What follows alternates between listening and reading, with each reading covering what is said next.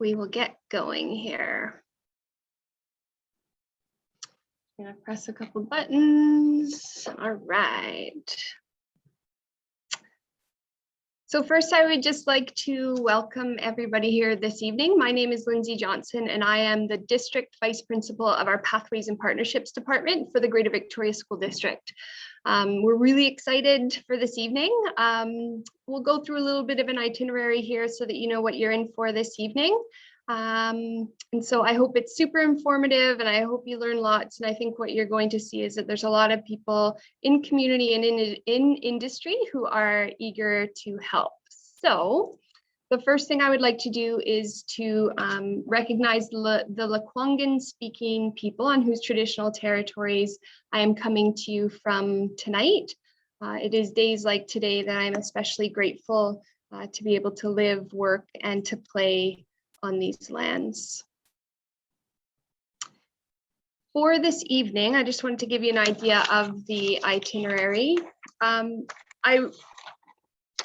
going to be awesome. It's going to be an hour of so much information, and I first wanted to just thank the Saanich Police for reaching out to us to say, hey, could we put on an evening like this for young people and community so that they can understand about what Saanich Police is all about and how to pursue a career pathway in the Saanich Police or in the policing umbrella. It's not every day that we have people coming to us to say we really want to do this. So I just want to thank Saanich Police for that. We have students this evening joining us from all of the districts in Greater Victoria. So Victoria School District, Sauk, and Saanich. We have students from private schools. We even have some post-secondary students who are joining us this evening. So I think it's a really great cross-section. People are here today, I think, to learn about the pathway of policing. And in our Pathways and Partnerships department, our sort of motto, or what we hang our hats on, is this phrase, and it's that it's not what you want to do, but who you want to be. And I think what you're going to learn this evening from the Saanich Police representatives that you'll hear from is that figuring out who you are is so important, because once you know who you are, you can make sure that you connect yourself to a pathway that really fits with you. And the policing pathway is one you really need to know who you are to make sure that it fits with you. So clearly, by the amount of interest this evening, this is a pathway that people would like to pursue. So we're very, very excited to share with you this evening. We're going to watch a quick little Saanich Police video tonight. You're going to hear from 3 different representatives. You're going to hear from Jodie Pavasig, who's a Youth and Schools Section Liaison. You're going to hear from Karen Phillips, who's she's in the Recruiting and Staff Development Division, and then Aaron Graywall, you'll hear from him as well. We'll also have a chance for some Q&A at the end of this evening. Now, the Google form that all of you filled out, you provided questions that you were interested in hearing about and getting answers to.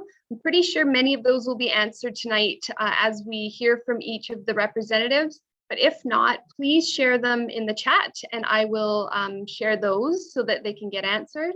And then you'll see at the end of the night that each of the representatives have provided their contact information so you can connect with them directly. A few housekeeping items. So the first one is that for best viewing, at the top of your screen, you'll see something that says view.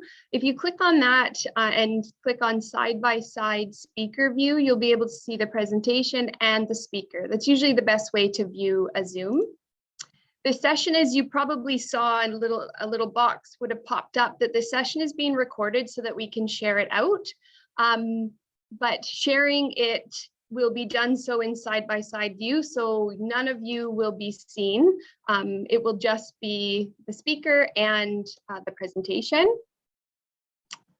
The next thing is that all of the participants, you will be on mute, and that the chat function, that's where you're going to put all of your questions that you have, but they're going to come directly back to me. They won't go to everybody, so the questions will funnel through me. And then at the end, like I said, I will ask the presenters. And then also we're going to monitor the waiting room throughout this presentation. Sometimes Zoom can kick you out. Please just pop back in and we'll make sure that you don't miss too much and we get you back into the meeting. So hopefully all that makes sense. Again, if you have any questions, just throw it in the chat and we'll get all of your questions answered this evening.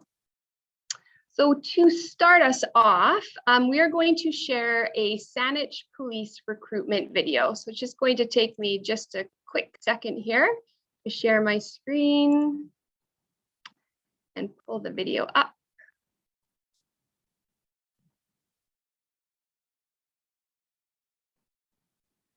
All right, here we go.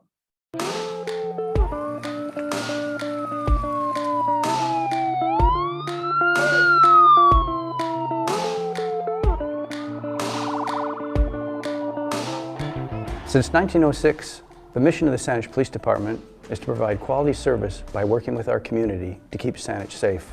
And we've been doing that with pride, honor, and integrity. Being a police officer in Saanich provides you an opportunity to really be a part of the community. Most of us live in this community, we volunteer in this community, and we raise our children in this community. So we truly believe in being a community police department. We're a full-service police department, so you name it, we do it, from patrol officers on the road responding to calls to specialized services that we provide to investigative divisions like detectives and street crime and financial crimes. There's really something for everybody, and we have lots of opportunities for our members. Saanich is looking for police officers that are rock solid in their professionalism, things like honesty and integrity.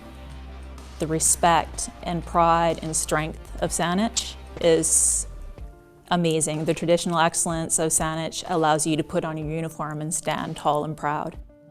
My role is always changing, but I'm still helping people, and I love that. I love the change. It is challenging, and you are going to learn so much and grow so much as a person, and you can leave work every day feeling like you made a difference in someone else's life or made your community safer. Everything's okay? Yeah. We work closely with a number of community groups, and this gives us a chance to come together and reach a mutual understanding of each other's needs. I think key qualities that are needed is a grounded understanding of who the community is that a recruit is serving. We need police officers who can speak different languages. We need police officers who come from different cultural and ethnic backgrounds. We need police officers who understand the LGBTQ perspective. The community demands a police that is anti-racist, that is anti-discriminatory. It demands a police that is anti-sexist, and it demands a police that is bound to service and to the best service possible. The reality is that they are reaching out and they are looking for consultation and input when they're developing policy, when they're coming up with procedures internally. They're reaching out and listening. Certainly my hope going forward is that Saanich Police will continue the good work that it's doing, and that they'll continue to build strong relationships with a variety of organizations and communities.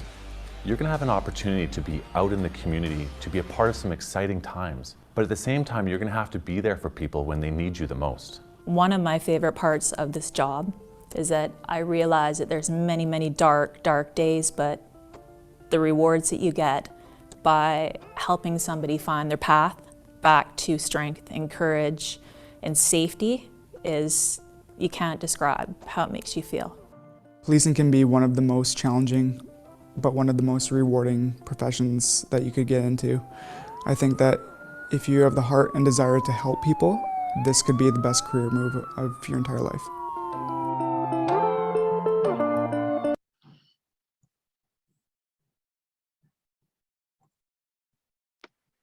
Great. Yeah, it's a fabulous video to start us off. Fantastic. Can you hear me, Lindsay? Yes, I can. I'm going to mute myself. So first, I'd just like to introduce Sergeant Jodie Pavasig. So she's going to share her journey about how she got into the Saanich Police Department and provide you some good information about if you're planning on following that or trying to get into that career pathway, you know, some really concrete things that you can do as well. I think one of the big things I want everybody to be listening is the different pathways that it took each of the representatives to get to where they are today. Because we always say a career pathway is very rarely linear. You're going to be moving all over before you find your place. So Jodie, thanks for sharing. Thank you, Lindsay. Thank you for the introduction, and thank you so much for collaborating with us on this fantastic event tonight. And thank you everybody for being here. It's interesting at this point in my career, 21 years in, when I get to hear stories and see how many people are excited and want to seek information about this career. Like Lindsay said, my name is Jodie Pavasig, and I'm currently the sergeant in charge of the Youth and Schools Division. And we are policing 52 schools within 2 districts, School District 61 and School District 63. And part of our role and responsibility is obviously to be in the community, supporting kids, supporting families, supporting teachers. We do lots of different things, providing education, and really just working with students, schools, and collaborating, working with issues, and working together on anything that we can come up with. So I have 4 school liaison officers, and at the end of this presentation, you will have my contact information, but it's important to note that just because we only police within Saanich, a lot of us are willing to discuss and be open to communicate with anybody outside of our jurisdiction to talk about anything you want to know about policing as a career. So as I stated before, I am a 21-year member. I started in 1999, and I was like most of you in high school. I was a spectrum student. I was in grade 11 when I decided that I was thinking of a career in policing, and I really didn't know what I was going to do or where I was going to go. So I started seeking out some information from people that I knew, and started to hear about some of the things that would strengthen my CV or resume to get me there. And so I was working at Mayfair Mall. I had 2 jobs, and I started volunteering. So I volunteered my time at the Youth Custody Center and played basketball with some kids. I became a reserve, and a reserve with Victoria City Police. And then after that, I decided that I was going to go to college, and I took my criminal justice program, which was a 2-year program at the time, and got my Associate of Arts degree in criminal justice. From there, I was positive that policing was a career that I wanted to pursue, and I ended up becoming a summer student. So I worked within the organization, and then I knew that really that was my foot in the door, and I needed to keep pursuing that. And from the summer student, I became a 911 dispatcher, and then after 911 dispatcher, I became a complaint taker, and after complaint taker, I became a dispatcher. And then from there, in 1999, I was hired as a police officer. So I was told when I first joined that I would blink, and it would be 20 years later, and I can't even believe it's here. But it's kind of interesting to say to all of you, I only have 6 years left, and I can't even believe it. But what I find joy in is speaking to members in the community and passing the torch, as they say. We're looking for really good quality people who care about their community and want to help and guide and support others. And if you're good to this career, it will be good to you. It sounds a bit cliche, but you know, I really truly joined this job to help. I wanted to be a part of the community, and sort of another approach to it as well, which is very interesting for me at this point in my career, is part of the reason I wanted to be a police officer is directly as a result of my school liaison officer, Brett Fryer. I had lots of contact with him. He was very open, he was very helpful, and he guided me through my first several years trying to work towards this career. So I won't take up too much of your time because Karen has a lot to say. Another interesting fact I'll leave you with, since I am going off to Karen, is that this is how far policing has come, but Karen and I are 2 of 13 female sergeants within the Saanich Police Organization since 1906. So 13 female police officers who have reached the rank of sergeant since 1906 seems like a small number, but for us it's huge, and we're coming a long way. So I'm excited to provide some further information and answers to questions, and I will pass you over to Sergeant Karen Phillips from our recruiting and development section. Thanks, Jodie. Can everybody hear me okay? So my name is Sergeant Karen Phillips, and as Lindsay said, I am the recruiting sergeant for the Saanich Police. I've been in this position now for about 1.5 years, and it is definitely a rewarding position and something that I have actually wanted to do quite a lot of throughout my career. I had this goal in mind, and this is something that I'm doing in the last few years of my career as well. So I joined 26 years ago. When I was 23 years old, so you can figure out now how old I am. And my reason was that I had always wanted to be a police officer. It was something I was interested in. When I lived and went to school in Saanich, and I was involved with the school liaison officers as well. I used to see the canine members come to our school with the Bouviers instead of the German Shepherds back then, and would talk to them. And that was something that sort of really piqued my interest. I had always wanted to do a job that was challenging, where you learned, where you could give back to your community, you could help people in the community. And that was something that I had always been interested in when I was in school, and even just as a youngster as well, just helping people. So that was my main goal, was to be a police officer, but I also had an interest in recreation administration. So that was something that I looked at as an alternative to policing. Recognizing that sometimes, you know, you may get into a profession or start in school and realize that it might not be what you thought it was. So I felt it was a good idea to have sort of a backup plan and just have something that I could do if for some reason policing didn't happen for me. So I had post-secondary education. I went to Camosun College. I went to what's now Vancouver Island University, which used to be Malaspina College. And I did my recreation program there. I also worked in the customer service industry. I worked in shoe stores. I worked in pubs. I served, you know, people alcohol. I had to cut people off. I had to do all those sort of things. And then I also had work experience as well. In the summer months, I worked in Helitack when I was in Camosun College, in Malaspina. I worked for the Ministry of Forests, and I did Helitack and fought forest fires in BC and in Ontario. And I also volunteered as a firefighter. So I was always in sort of a profession that had some excitement to it, you know, gave back, helped people, but was also challenging. And that was something, like I said, I'd always wanted. So like I said, I grew up in Saanich. I worked in Saanich. We moved away for a time, and then Saanich Police was always my goal. It was the only department that I applied for because I really liked the community service aspect. I wanted to give back to the community that I lived in. And the employment that I had gained throughout from basically 15 years old on had really helped me gain experience, not only in communication, but in stress tolerance, in problem solving, risk management.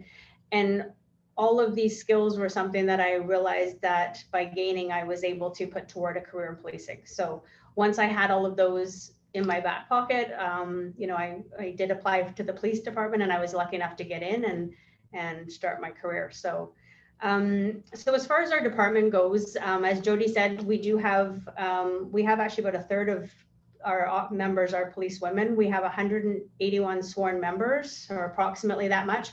We also have 60 civilian staff and 50 volunteer reserve constables who make up our department and, you know, make it the great department that it is, and one that many people want to join. And even just with the career itself, is we have so many options for people coming in, different divisions that we have. You know, we have, obviously, when you first start out, we have the patrol division, and with that division, there's the 4 platoons that when you start out in this career, you work in that division and in patrol for approximately, usually about 4 or 5 years at least, so you can get a good foundation for what policing is. And it gives you a really good time to investigate, to gain experience, and to lay sort of a foundation for your career to move forward into investigative sections.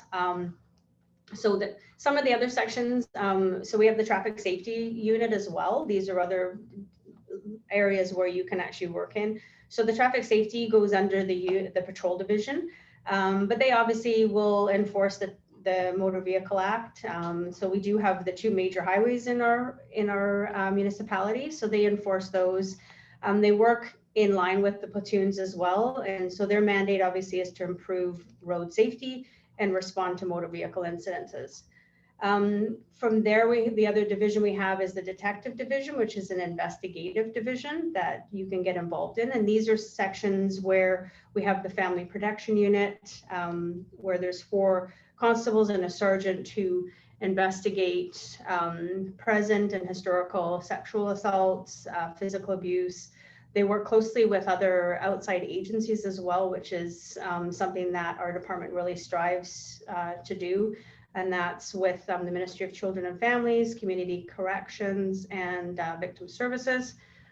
Also under that detective division umbrella is financial crimes. I spent 10 years in financial crimes, and that's where you're investigating anywhere from credit card fraud to check fraud, counterfeit currency. We've done money laundering, different scams that target sort of the elderly community. And as part of that section, you go out into the community and you do a lot of community presentations, and just to help people learn about the different scams and how to avoid becoming a victim of fraud. There's also under that division, as well as the forensic evidence section, who obviously do the fingerprinting. They have sort of that glorious thing of going to crime scenes and finding the bad guy when maybe there's not the evidence that we can see, or somebody's not readily available for us to identify. You know, they use fingerprinting, DNA analysis. They take photos, and they collaborate with us to help us identify and obviously arrest the person responsible. We have the major crime unit, who investigate just serious offenses such as aggravated home invasions, sex assaults, robberies, and homicides. So they take calls from the patrol division when we respond in the first instance. And if there's a file that's too big for us to handle or needs a special attention, they come in and they'll take that file over. There's also the intel section, which has a sergeant and a civilian who's a crime analyst, and they monitor information coming into the department to help us to assist in the investigations, and also just to give us information to help us stay safe. So then the last one under the detective division is our street crime section. So that section is 2 sergeants and there's 9 constables, and they work in plain clothes, and they assist the detective division quite often with their major crimes, but they also deal with like drug investigations and property crime investigations. The next division that we have is a community engagement division. Youth in schools, which is what Jodie had already spoken to you about, is included in that. We have the bike section. So as a constable in the bike section, you can get on your bike, you could ride around areas of Saanich that we can't access with vehicles. So that would be the Galloping Goose, we've got elk and beaver. You know, you get out there and you're able to talk to the community firsthand, stop, you know, chat with people, and have that sort of resource for people. They ride around too, and they will help out and hand out, they've got blankets and socks and that we hand out to the homeless when the weather's adverse conditions. And so there's a lot of great community things that they get to do, and they also assist patrol in other sections as well. We also have the professional standards division. So they oversee the formal complaint process for our department and ensure that policies and procedures that we are adhering to are current, and they're also effective as well. Another part of that section as well is we have the administrative division is another umbrella that forms our department. They consist of our exhibit control, we have freedom of information, we have the animal control section, and our records section, who basically are the backbone for us and take care of all of the files and the administrative side of that. So, and then staff development, which is my section as well. So, and that's recruiting, we do training. We have 2 training officers that work in the section and make sure that we are fully up to date with any training, whether it be first aid, firearms, use of force, or any other sort of courses that we require for the jobs that we want to do. Then we also have some integrated sections as well, which you can be part of. We have the Canine Unit, which consists of the Victoria Police Department and the Saanich Police Department. We have the emergency response team who respond to high-risk calls, whether there be barricaded suspects, hostage takings, calls where there's maybe firearms and safety for the public and that, and it needs that special sort of response. We also have, there's the Vancouver Island Major Crime Unit. So they investigate the homicides on the island. They do deal with anything to do with missing persons where there may be some foul play or any unsolved homicides as well. Then we have the Integrated Road Safety Unit. So there's 110 members from municipal departments in the RCMP who, again, up and down the island, they do different kind of collaborate and do different road safety pursuits and that for the island. So then we have the Regional Domestic Violence Unit. So they're made up of police officers, victim support workers. They have the Ministry of Children and Families as well. And they investigate domestic violence, like high-risk domestic violent relationships. And they help support the families, the children and that, and provide resources to them. And then we also have what's called IMCIRT, or the Integrated Mobile Crisis Response Unit. And that unit's made up of police officers, nurses, doctors, social program, youth and child clinicians, and they assist and support members of the community who suffer from addiction, from mental health, or if there's any concerns with their well-being or the well-being of the public as well. So those are different sections that you can get into. Of course, it does take time. Like I said, you have to spend about 5 years in patrol, and then you can move on once you sort of gain some experience and you've built your resume up within the department. Then you can apply to within the department to go to these different sections. And it's something that I've had the opportunity to do. I know Jodie's had the opportunity to do. Aaron will at soon. He will have that opportunity as well as he kind of continues on. So as far as the recruiting process goes, there's a number of stages, obviously, that are part of our recruiting process. The first part is putting in your application. In order to submit an application to our department, there's a number of things that you have to have. First of all, you have to have completed grade 12. You have to have no prior criminal record, and you must be a Canadian citizen or have your permanent resident status or landed immigrant status. You have to be physically fit, obviously. Our job is very demanding. And you also have to meet the hearing and vision standards, which is something that most people should make sure that they can meet those standards before they apply. When somebody applies, then that application comes to me and I review, and along with myself and the inspector of the division, we review the applicants and we assess them based on a number of the basic qualifications like the hearing and vision. We also look at just what life experience somebody has, their maturity, work experience, volunteer, and also their education. And when we talk about education, when somebody has post-secondary education, it can often help to make them more competitive, but it's not necessary that you have to have a degree or you have to have a diploma or anything like that.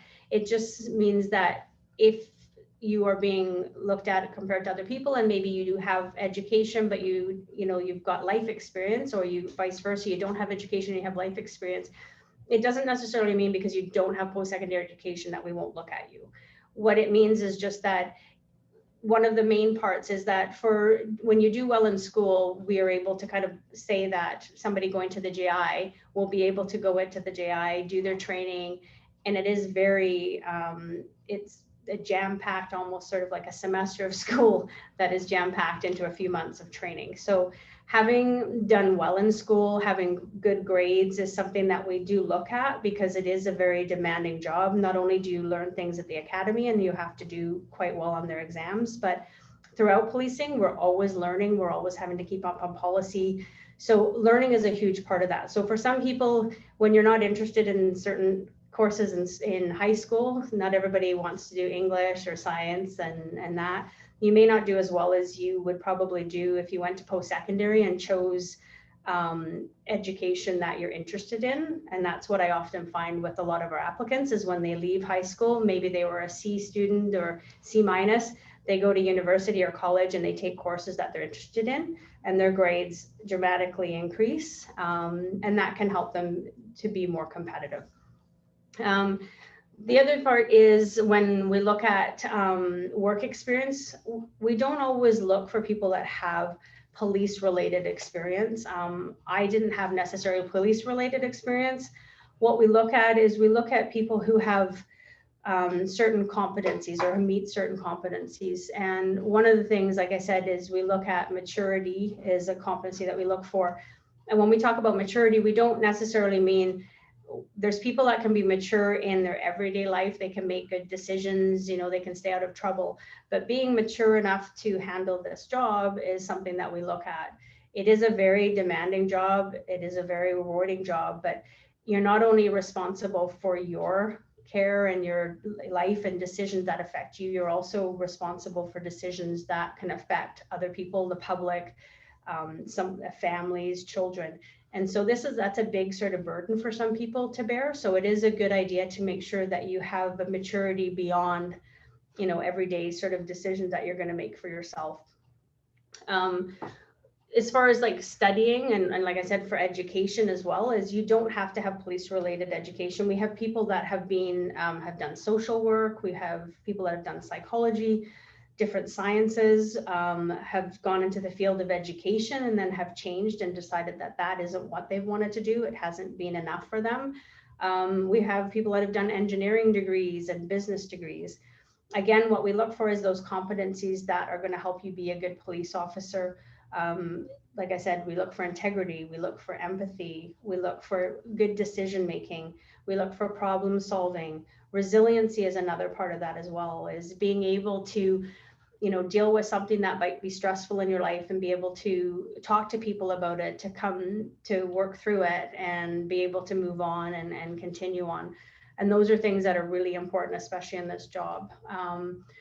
We also, you know, if people have maybe their work experience, we've had people that have worked in, like I said, restaurants, we've had people that have worked as in banks, we've had people that have worked in as teachers, provincial government, and maybe their work experience isn't necessarily police related, but again, they're gaining those competencies there, whether it be working as a team member, communication, you know, problem solving within their work group, being able to deal with conflict within the workplace and the people that they work with.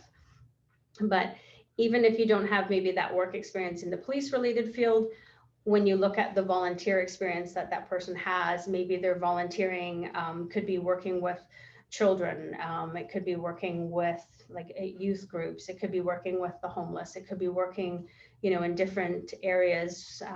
You know, with our reserve program is a great opportunity for some people to come into and learn about the profession.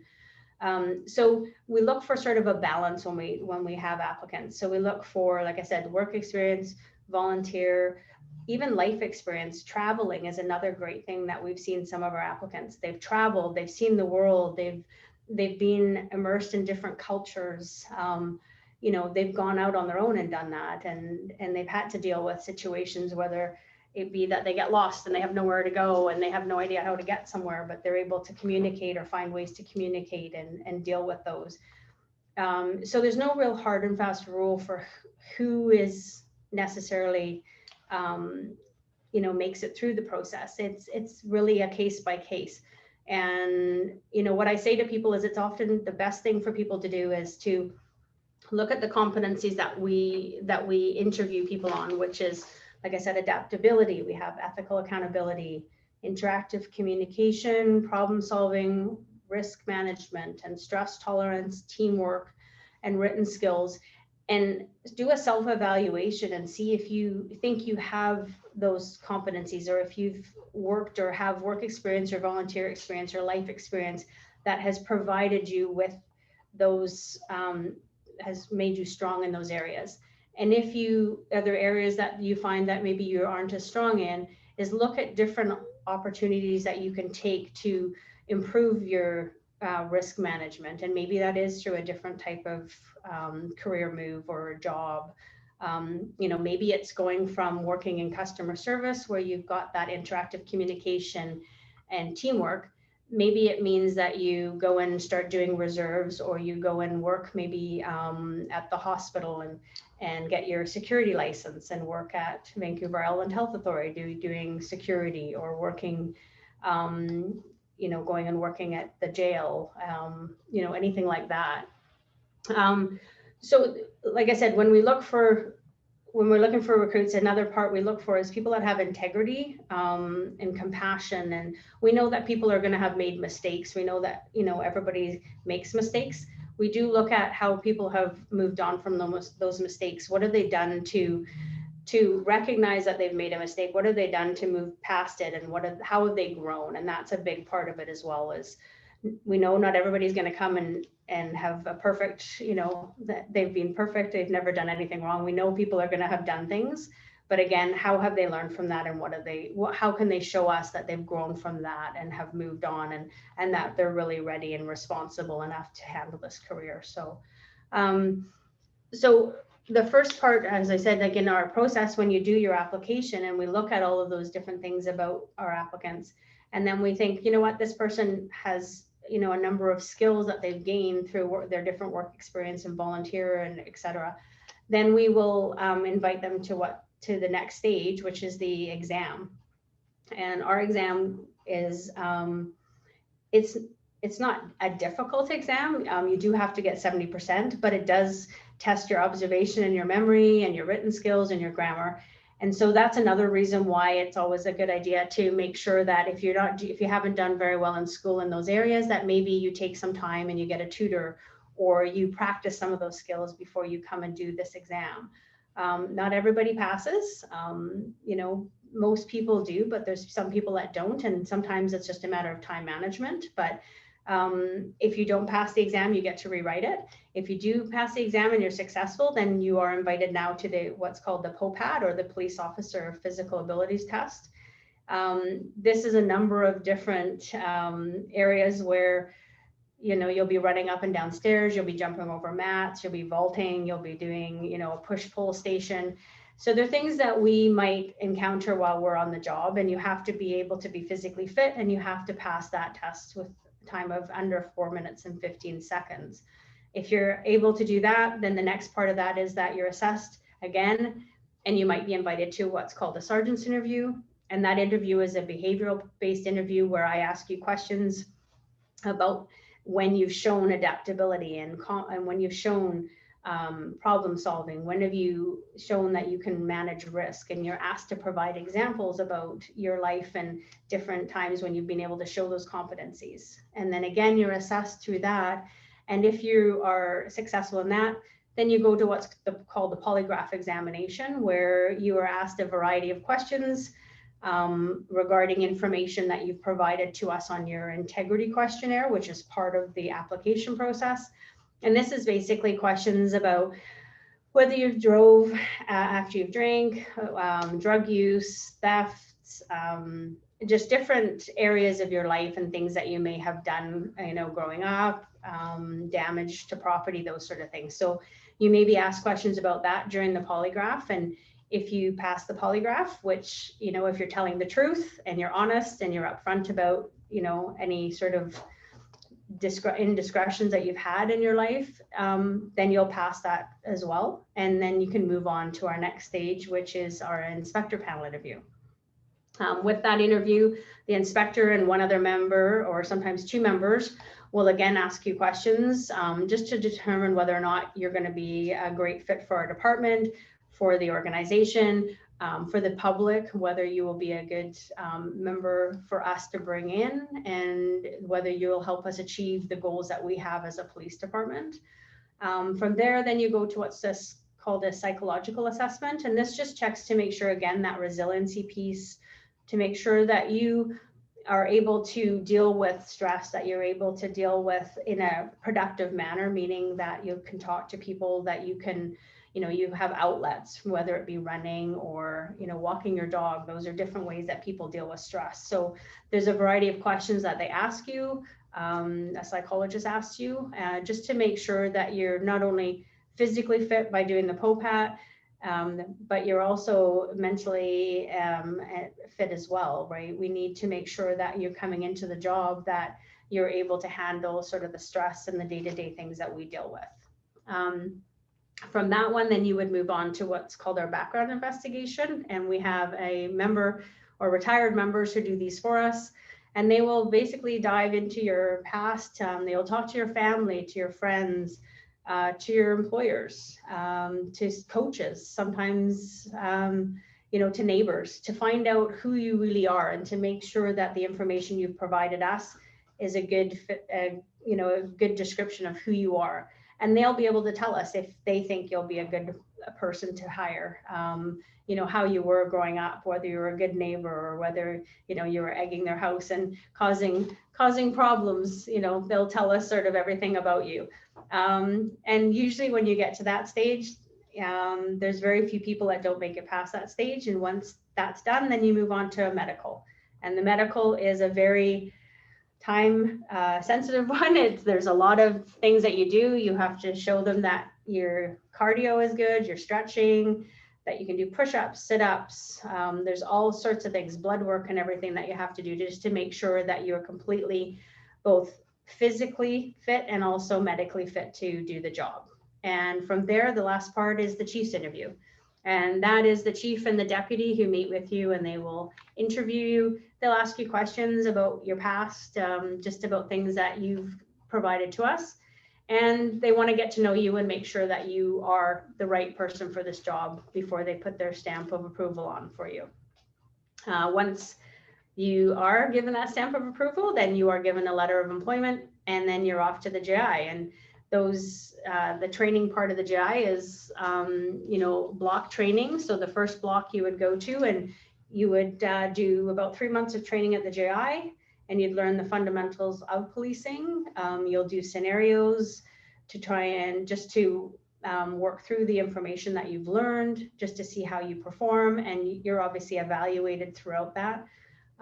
Then you would come back to our department for block 2, and it's called a field training block. So you are assigned to a platoon in patrol, you're assigned to a member who trains you, who records how well you're doing, who gives you feedback to help you develop to be the best that you can be.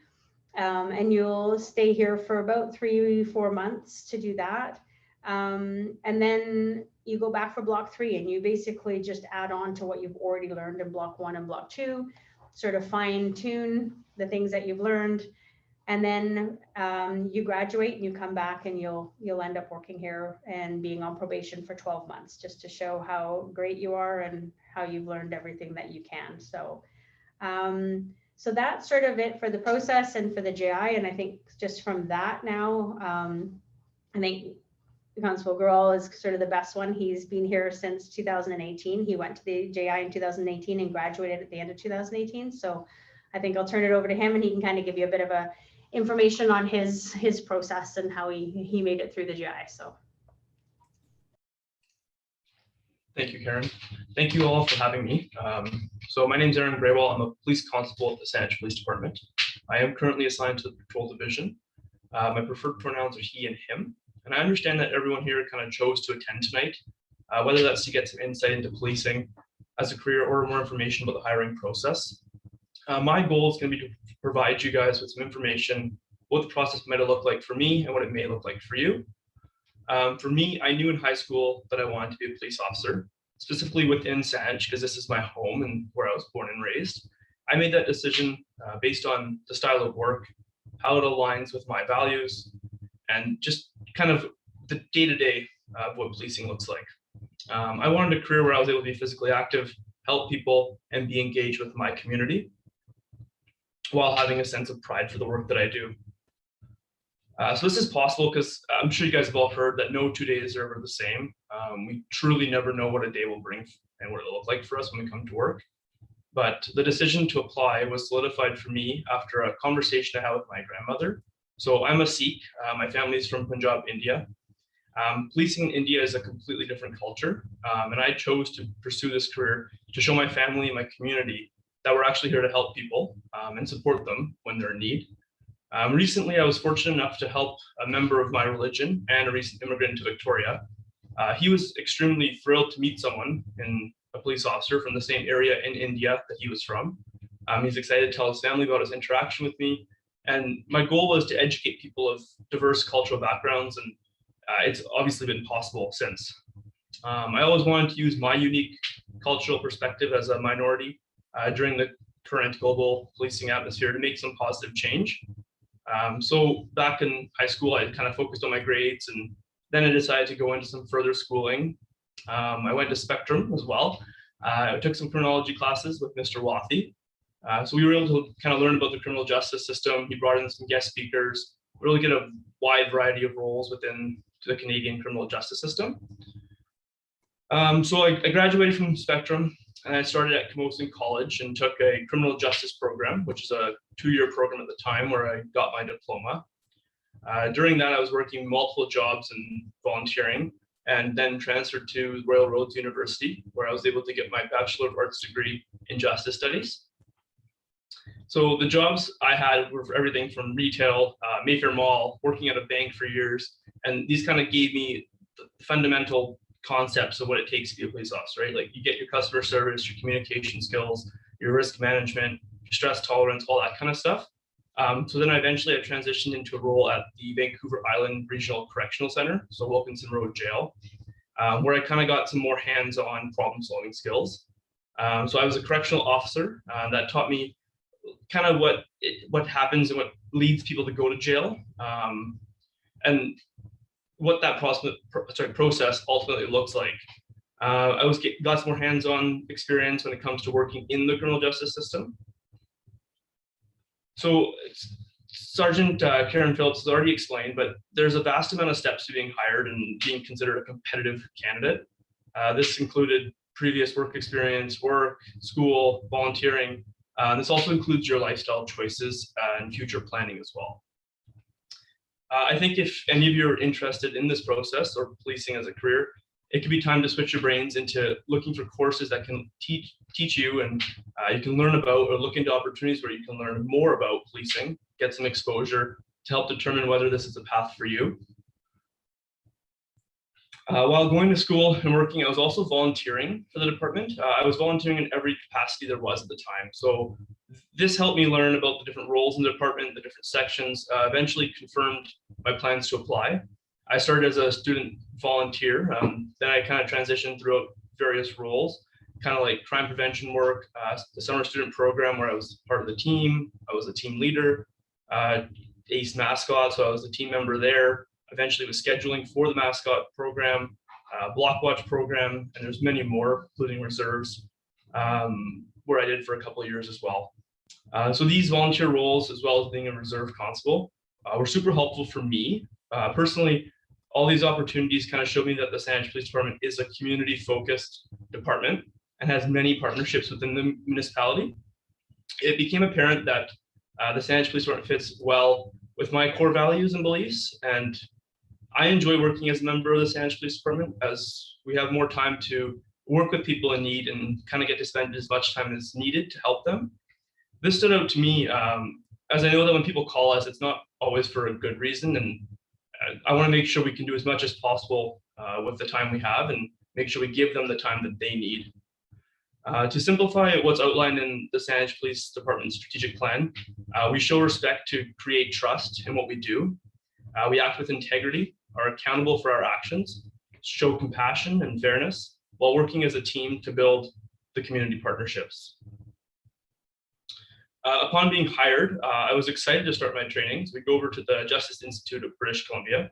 This was also a stressful time, not only because the pressures from the JIBC and wanting to be perfect and not make mistakes, but also being away from home. To add, I decided it was also time to plan a wedding with my now wife, and buy our first home. So then the testing started, and it's everything from driving, use of force, the physical components, the legal studies. It was a fun yet interesting time, just because I knew that everything I was learning was going to be important for years to come. And therefore, it wasn't only just memorizing for the exams, but also so I could remember and reuse and share that knowledge while I'm at work. So this has a few stages, like was already explained, but block 1, you're over at the GIBC, then you come back to your department for some on-the-road training. Eventually you head back to the JI for your final stage of training, and then you graduate. So once I graduated from recruit training, I was back at the department, and no one forgets their first day as a police officer. So you have your uniform, you're in your police car, you've got all these tools, you've got equipment, you're on the road, but this time you're by yourself. So no amount of simulations and training can prepare you for that, but you come to work, your new job, the positive attitude, and you know that you have your friends by your side and you're going to get through the day, but every day is just going to be different and you never know what's going to happen. So you eventually become more comfortable and proficient in your role as a police officer, and you kind of get to where I'm at. So I'm just over 3 years now on the road, and I'm pretty comfortable with my work. I've gained some more experience, took on more roles in the patrol division. And yeah, it was a lot of time and a lot of work since I first chose to apply, and then found employment, did some volunteering, got my degree, and then got to where I am. But ultimately, I wouldn't change any of that. So I enjoy my career, and I wish you all the best of luck in the future. But remember that if policing is an option for you, or even a thought, that there's no better time, and it's never too early to get that ball rolling. I would recommend you look for some opportunities to get exposure into policing, to see if it kind of fits with your future goals and with your personality. Just remember those competencies and all the little factors that Sergeant Phillips was explaining, and you want to get some exposure to the world and become mature to kind of fit into those roles. You might feel you're mature now, but just remember that you're going to learn from every single job, every single experience, every mistake. Just take accountability and kind of just keep growing as you pursue this career. Thank you all for your time. I believe we have time for questions next, but if you're not comfortable, you can just shoot me an email. It'll show up at the end there. I work 4 on 4 off, so I'll respond when I get back to work, but thank you all.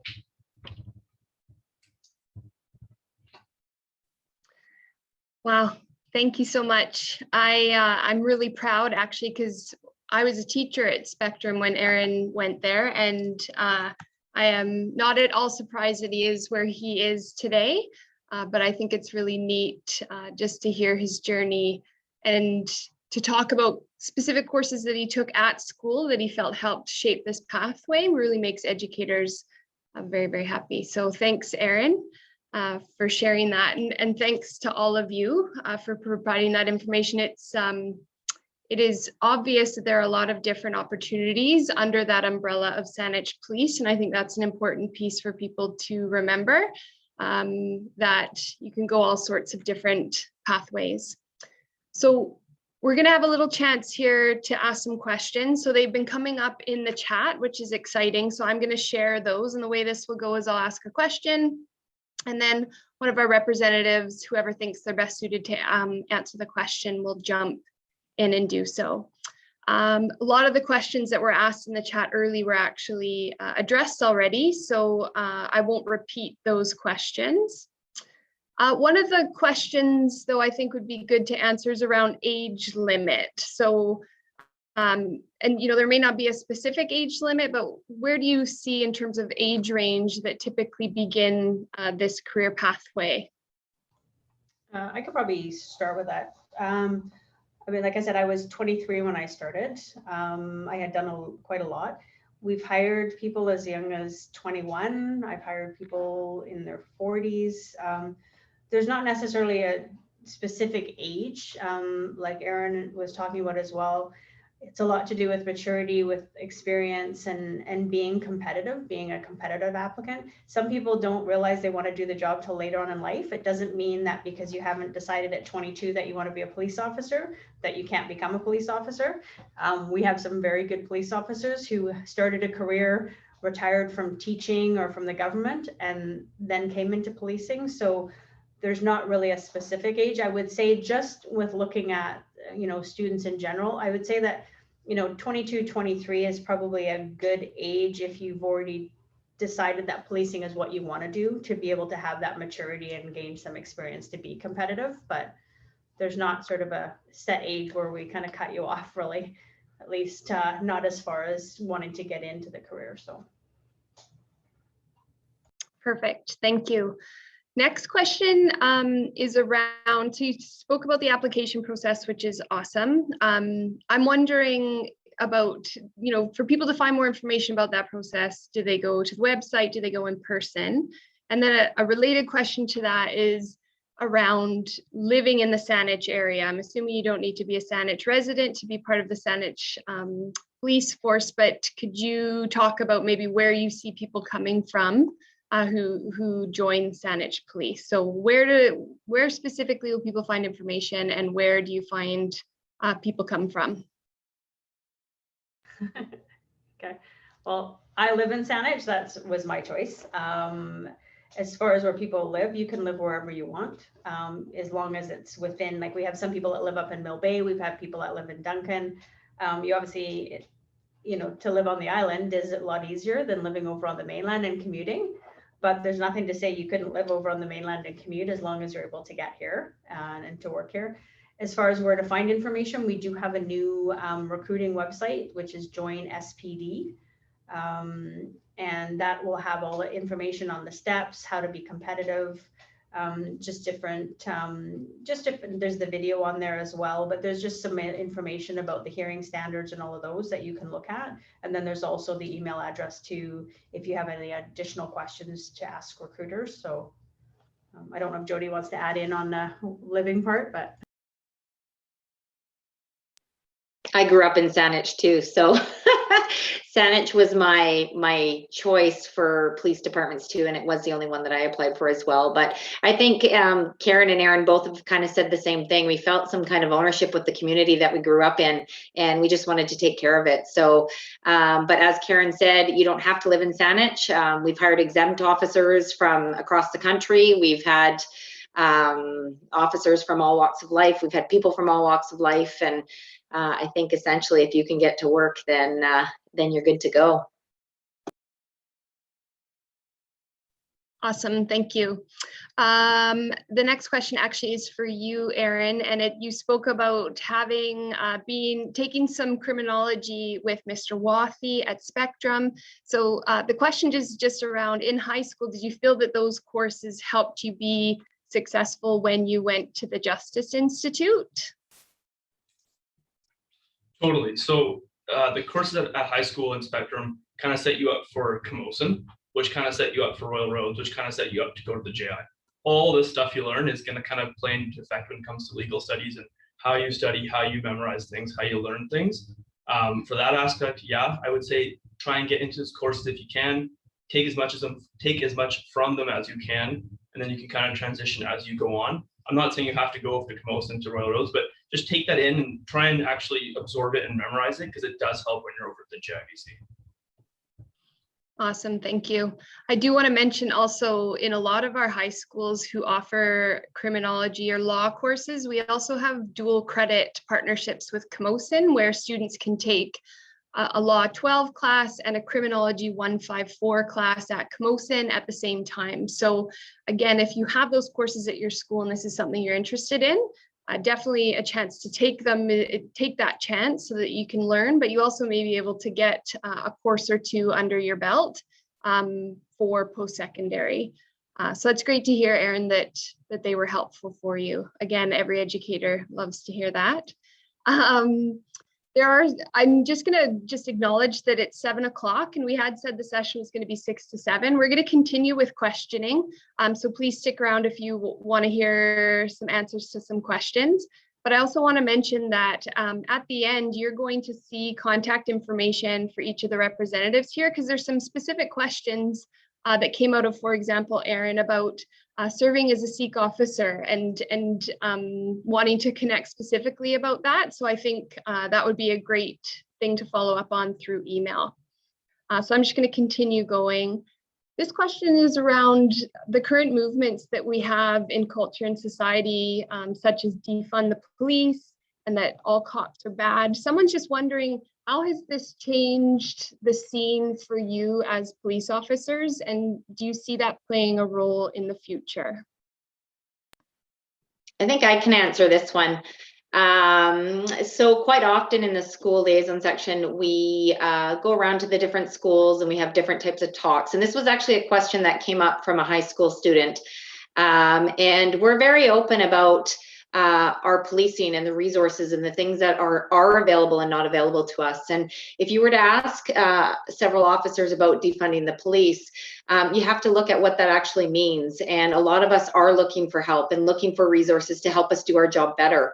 And none of us would stand in front of you and say that we're perfect at this and And this is the way we do it. Unfortunately, we've been painted with a brush with U.S. policing, and Canada policing is not the same. We are not the same as U.S. policing, and I have high respect and high professional standards for the organization that the three of us work for.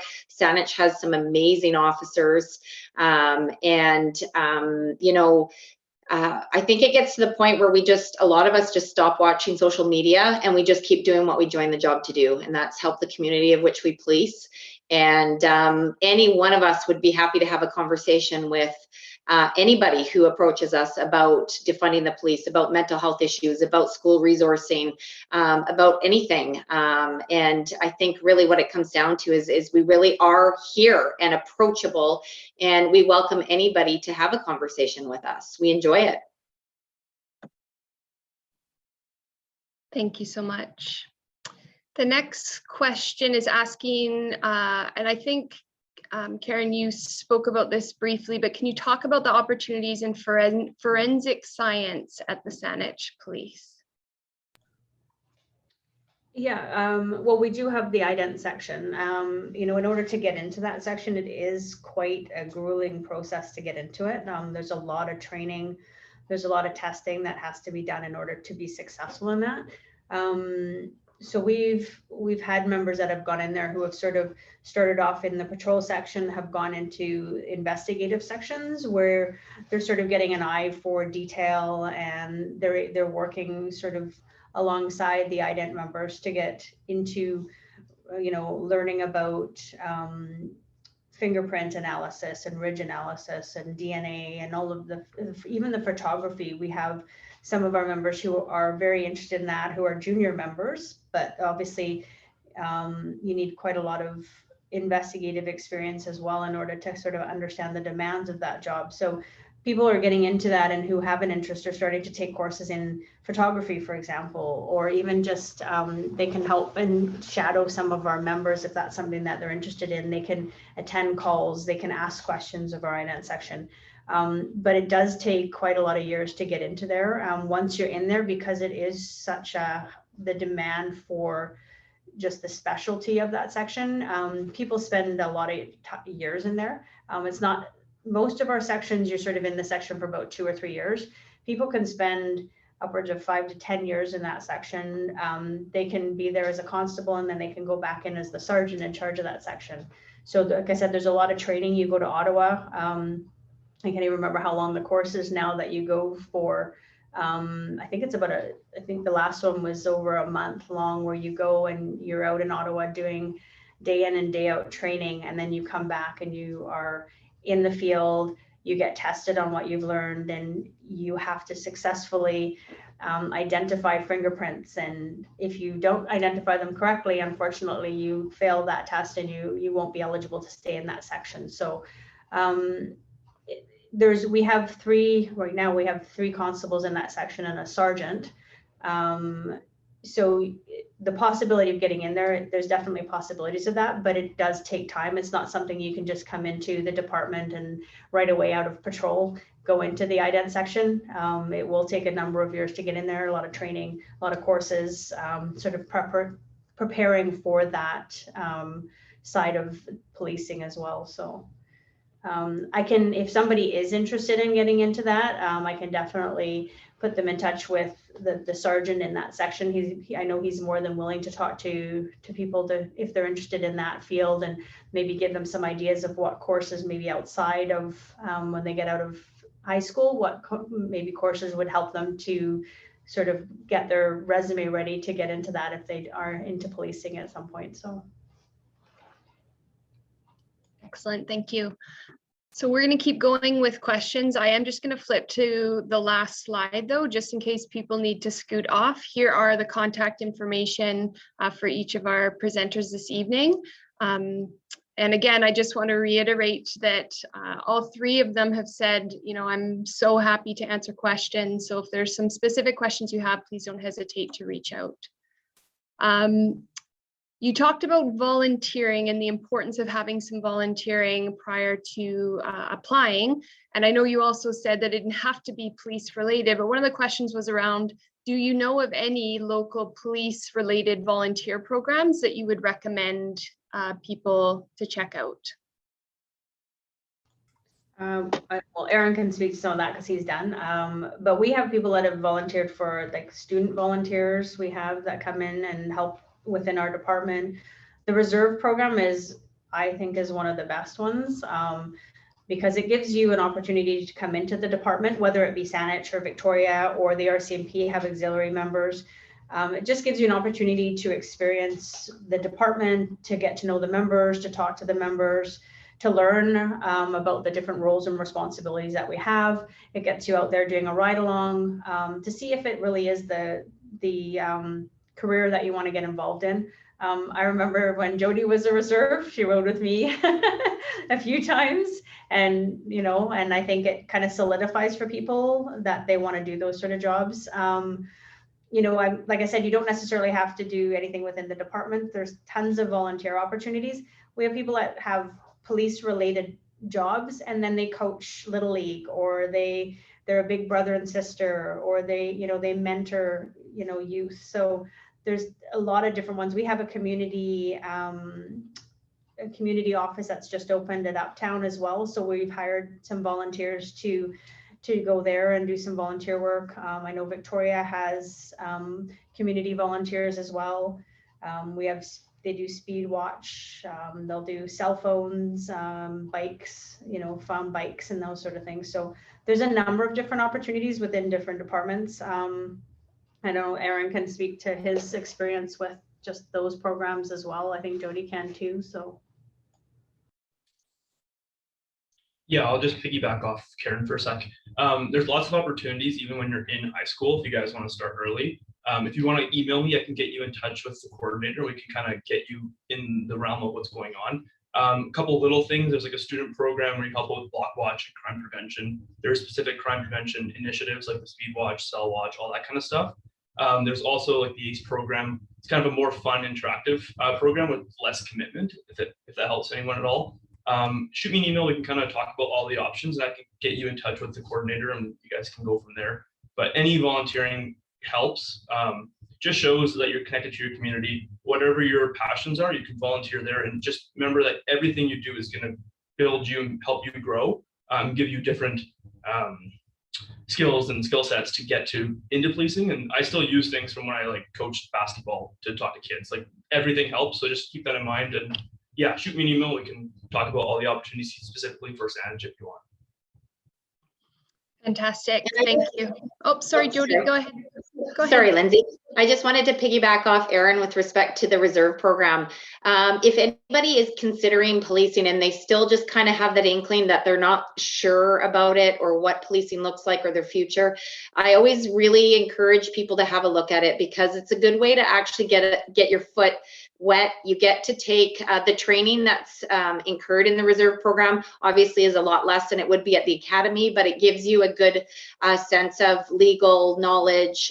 You learn a little bit about law. A lot of the stuff that I learned as a reserve, I actually found a lot easier to learn the rest of the information while I was in the academy. So it was almost like I had a little bit of a base before I went to the academy, which helped. So it took a lot of stress off the education portion of it.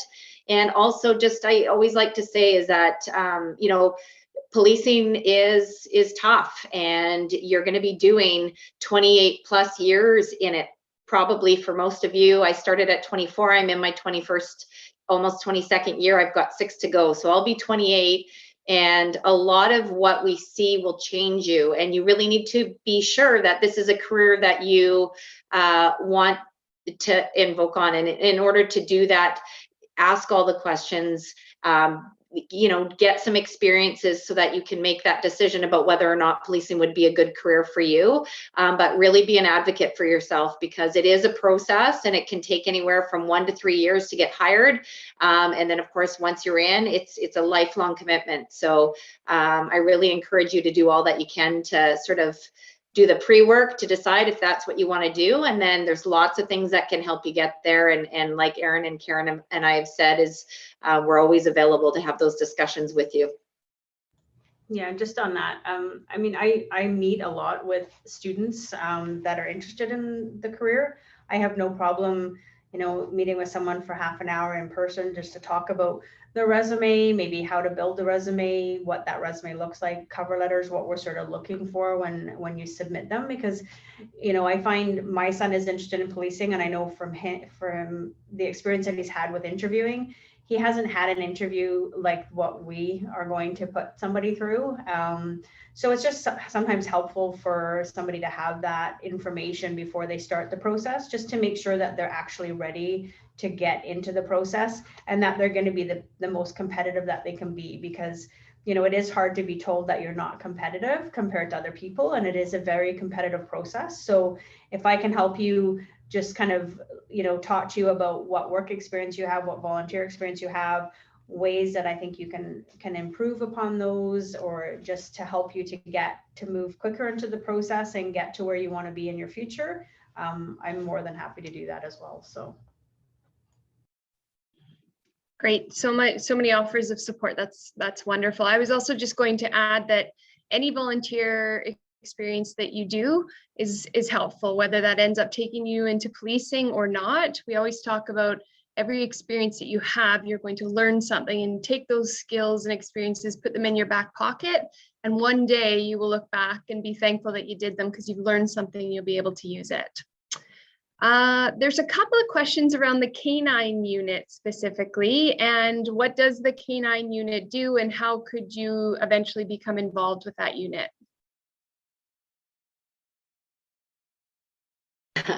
I'll take that one. So the Canine Unit actually just integrated within the Greater Victoria area. So the officers are integrated through different, you've got Victoria, Saanich, and I'm trying to remember, it's a fairly new unit, but ultimately, in order to become a part of that unit, again, it's very similar to IDENT. You have to start out in patrol. Everywhere starts, you have to get the base work of policing before you can go on to another section. And so, like the Canine Unit, it too has a training portion of it that you need to qualify. You need to be able to lift your dog. You need to be able to do all these things in order to become a canine officer. Much like the emergency response team, there's specific qualifications that you need to be able to pass and be able to do in order to become a member of that unit. And again, that will, it evolves through your policing career. Maybe I should just give you, it might be helpful to have an idea. My first 5 years of policing was spent on patrol. After you spend, right now, it's, I think, Karen, 3 to 5 years now, I think you can transfer to another unit. So what'll happen is we'll get a part order that says there's 2 constable positions available in the school liaison section. There's a position available in fraud section. And then you apply like you would any other job. And then you have an interview, you answer questions. And then if you are successful for that position, you go there. So for me, from patrol, I went to the street crime unit, which is an undercover position with different surveillance units and things. And then I spent 3 years in that unit. From there, I went back to patrol. We often joke in policing that all roads lead back to patrol. So you go back for a couple of years, and then you get 2 years on, and then you're like, okay, where am I going to go next? And then if Canine is a place that you want to go, you probably would have been quarrying with other members. You would be hanging out with members from the Canine Unit. You'd be helping them train their dogs. You'd be with them on days off, and then that kind of thing. So it progresses like that throughout your career, and you basically can go wherever you prepare yourself and you want to go, which is a reason why a lot of us joined as well, is that there's so many opportunities and different skills that you can learn, and nothing is the same, and it's never boring. It keeps you engaged and you enjoy your career. Perfect, thank you. Sort of a related question to canines is animal cruelty investigating part of policing, or is that something outside of policing? I can probably speak. We do get called to those sort of calls. We do have a pound members that actually will investigate those. But if it happens, or we get a call about those incidences when they're not on duty, then we will respond to those. and then they will follow up because they have more expertise in that, as far as dealing with dangerous dogs or anything like that, or anything to do with owners, with, you know, abandonment or just not taking care of their animals as well. So yeah, there are investigations that are done for those. Thank you. What about job outlook? What kind of job openings is there, or is there expected to be in the near future with Saanich Police or other policing in the vicinity? Well, I can probably answer that. As far as, I mean, right now, I mean, we'll have people that will retire. We have people that go off with injuries or so on. Things that, you know, we can sort of project how many vacancies we think we're going to have. That always changes. Like I said, if people are injured or just decide that, hey, you know what, something else is going on in my life and I want to retire now, they may retire sooner. So, but as far as recruits, we are generally hiring 4 every January, 4 in May, and 4 in September. COVID has changed that a little bit, where we're hiring, where the seats are limited, obviously, because they're wanting to adhere to the guidelines, and so that's been a little bit different now. So we're sort of seeing 3 positions being allotted to us instead of our usual 4. So we've been hiring more exempt members from other departments across Canada. But if you look at sort of our history of hiring, we have always gotten 4 seats at the JI for each of those classes in January, May, and September. So that's sort of how we are hiring with that in mind. But again, we may end up needing more seats depending on retirements. And when we hire a recruit, one thing we have to realize is that it takes 9 months to a year for that person to actually count as a person or a member on a shift. So you're not counted as strength until you're completed all of your training. So if we have somebody that retires unexpectedly, we hire an exempt because we need somebody on the road that can take over for them. If we've projected that somebody's going to leave, then we hire recruits based on that projection. So. Thank you. This question, I believe you addressed this, and I'm going to try and answer, but you can tell me if I'm wrong. So the question was around, does having a degree give you a better chance of promotion or of getting in, or is it only for a leg up in terms of the interview? And if I recall correctly, you had said, you know, not everybody has a degree when they come into this, but it obviously provides you a skill set that might be different from somebody else's. So am I answering that correctly? It could give you a leg up in some ways, but it's not a requirement.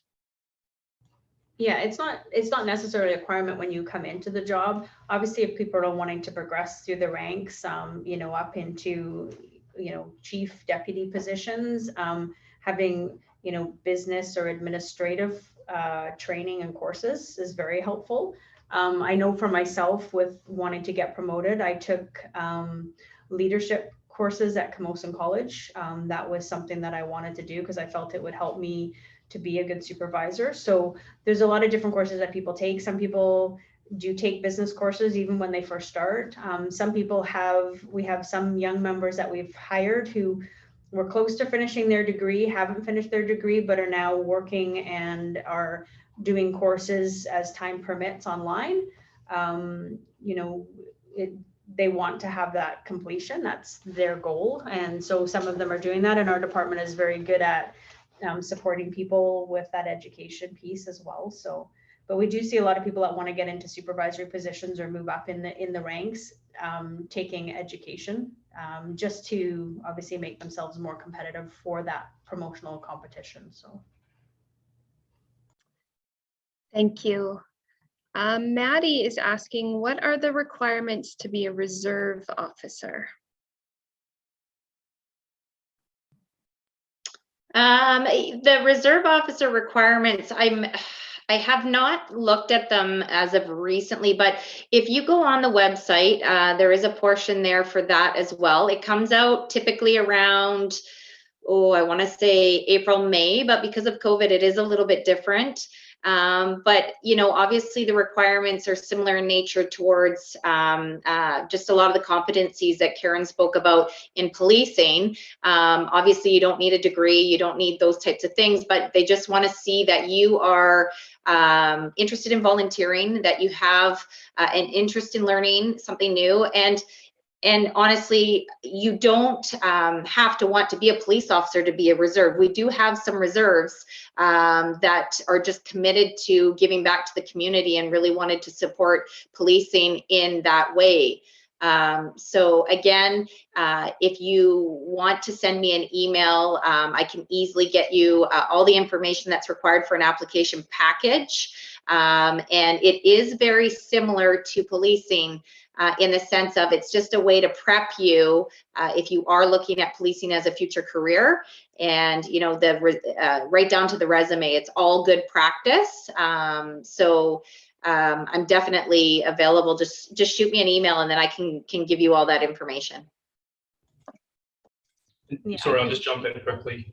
So 19, no criminal record, Canadian citizen, high school graduate. Those are kind of the big ones. And then there's a process of getting hired as well. Yeah, and I can speak to the process. So it's very similar to the recruiting process with the application, the POPAT.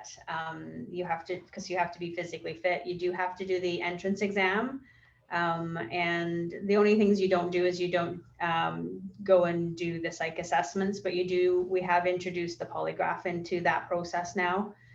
There's not as many interviews, but there is still a background investigation as well, because we are bringing people into the department. They're going to see some sensitive information. So we need to make sure that people have the integrity or can be trusted. Again, with the sound decisions, because if they're riding in a car with a member and that member, for whatever reason, needs them, they have to be comfortable talking on the radio, dealing with the public. You know, so it is very similar to the job that we do. But like Jodie said, we have some reserves that have been doing the volunteering for like 20 plus years because they want to give back to the community. And we do hire a lot of reserves. I've hired reserves from Victoria, from Central Saanich, from our program, from the RCMP auxiliary. So it's a great way for people to get hired, but it's also just a great way for some people just to give back. So thank you. Okay, I think we've gotten all of the questions. I hope that one of the biggest messages that the people watching and taking part tonight can take away is that people are there to help. So Saanich Police, what I've realized very quickly, is incredibly committed to communication with community and communication with students to answer questions. So I would like to thank Sergeant Jodie Pavasig and Sergeant Karen Phillips and Constable Aaron Graywall. You were amazing. I learned so much, and I'm excited to be able to share some of this information as we visit schools. I want everybody listening to know that if you have questions that weren't answered this evening, or you want to know more, reach out to all three, reach out to one specific person here this evening, and you'll get your questions answered, because ultimately they want you to have the right information and they want to be able to support your steps moving forwards. So for all the participants tonight, I will send out an email with the recording from this evening. I'll also include this contact information again, and I'll provide the website link so that you know where to go at the Saanich Police website for more information. So I am so grateful to the three of you and for everyone who took some time out of your evening to learn with us and to ask great questions. So thank you so much. Stay safe out there, everybody, and take care. And thank you so much. thank you, Lindsay. Thank you, Lindsay. Thank you, everybody.